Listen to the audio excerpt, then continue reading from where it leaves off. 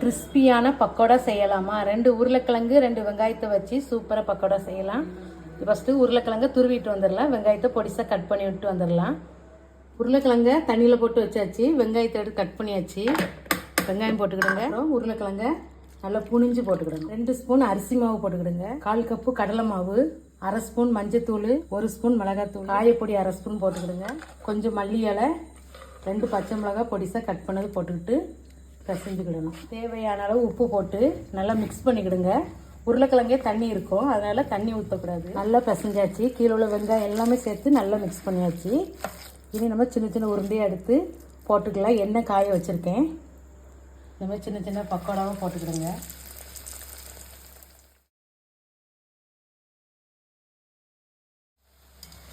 பாருங்கள், மொறு மொறுன்னு சூப்பராக வந்துருச்சு.